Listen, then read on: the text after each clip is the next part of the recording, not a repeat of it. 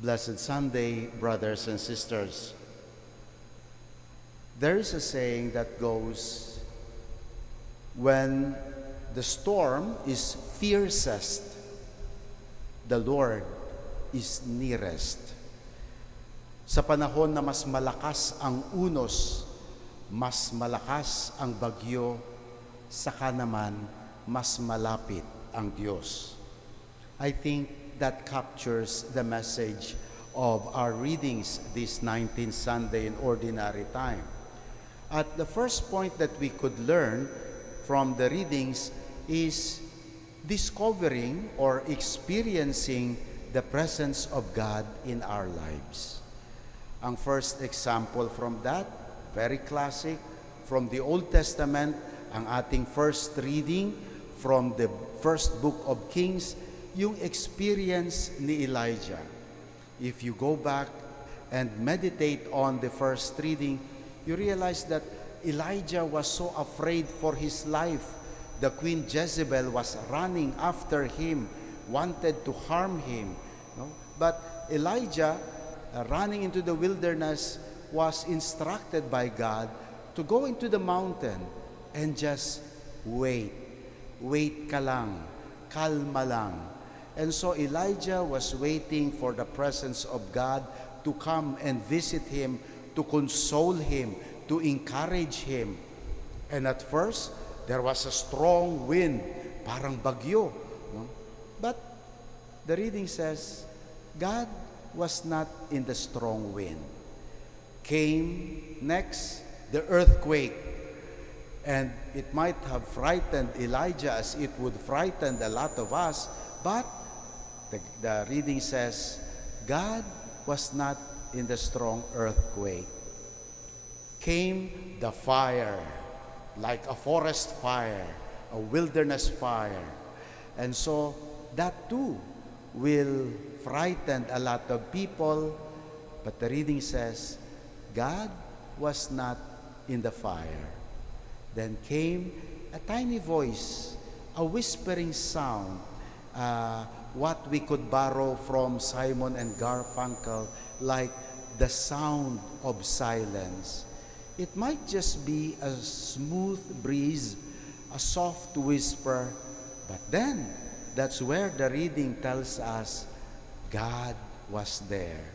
And Elijah dropped to the ground in adoration, in awe of the presence of God. Is it not, brothers and sisters, like our season today? No? It has been raining here in Manila for several days, and if you look at the satellite picture, there is a parade of typhoons about to threaten Southeast Asia. The Philippines, Taiwan, China, Japan. There's one because one typhoon after another. Maybe because of the impending El Nino in the Pacific. And so we are already saying, oh my God, as if we are acknowledging God is there. We are afraid. And whenever we see a strong typhoon, and we say, oh Lord. And when, as like this past few weeks, also one earthquake after another, in Mindanao, in Luzon, in the north, no, and one earthquake after another. Volcanoes, mga bulkan, Mount Mayon and Taal, and also in Bacolod. And so people are afraid. Then there are also fires. All of this from the first reading, we experience even today. And in spite of being in the 21st century, our technology may predict, may help, but still, what we humans can do sa maaabot ng ating makakaya, we still cannot control the climates and the natural elements of this world. They are bigger than us. Itong mga typhoons, earthquakes, volcanoes, and fire. But here is one thing that the first reading is reminding us.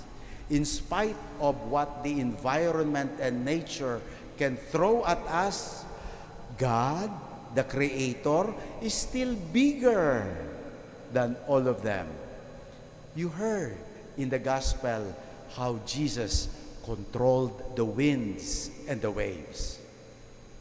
Only God can do that. Only God, not us. We're never in control, but God will always be in control. Let that sink in, brothers and sisters. You remember that saying?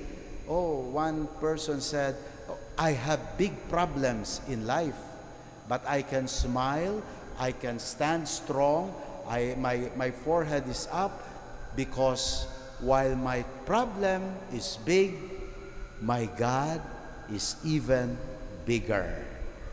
Let that also sink in, brothers and sisters, and encourage us. No?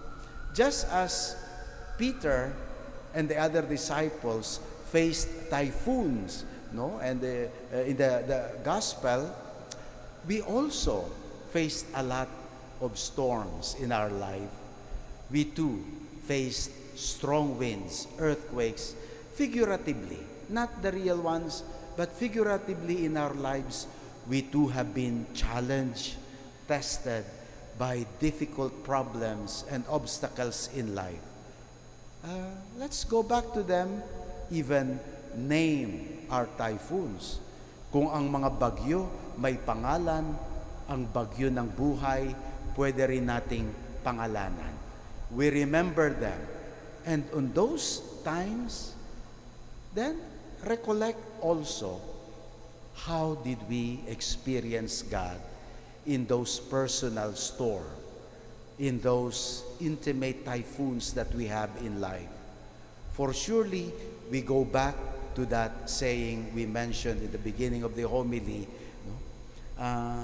When the storm is fiercest, God is nearest. In today's gospel, Peter and the other disciples discovered God in the middle of the night, in the most unsuspecting time of the day, fourth watch, that would be around 3 a.m. to 6 a.m., and while their boats is being tossed by strong winds and waves, they discovered Jesus. They found Jesus. They were afraid in the beginning, but Jesus calmed them, reassured them, "Do not be afraid. It is I." God in the scriptures, in the Bible, has often identified himself not with a personal name, but always with the declaration of, "It is I." And so when Jesus said in today's gospel, "It is I, take courage," then you know who it is who is approaching them, who is present to them. It is God himself in the person of Jesus. And that's why it's only right that at the end of the gospel, they made their declaration of faith when they said, "Truly, you are the Son of God." Because in such difficult situation, then God is nearest among them. May it be, brothers and sisters, that as we have experienced in life, and we might experience in the future, whether it is a relational problem or financial or health problems, remember always, our God is nearest, our God is bigger than all our challenges in life. But there is also a second lesson we can learn about today's gospel and today's reading. The response. Like, for example, the response of Peter, no, to the storm. Fear, takot. Fear can almost drown us. We don't have to be in the middle of the sea. We don't have to be in the middle of a strong wind. But once we are overcome with fear, as the gospel describes, we begin to sing. And that's why the first reassurance of Jesus, "Do not be afraid. Take courage." Courage. You know, courage is not about what weapons do you have, or what means do we have, or the resources available to us. It's not about the muscle and strength. Is it not, brothers and sisters? That courage, even if we are small, even though we might be ill-equipped, but courage is a matter of the heart, core, the heart. To take courage is to take heart, and that heart who sees God, that heart who believes in God, that heart who trusts in the strength and authority of God. And so, let us take heart, brothers and sisters. Our response will always be to take heart. And in that heart, let us call on the Lord with that simple prayer of Peter that we could borrow. Lord, save me. Lord, save me.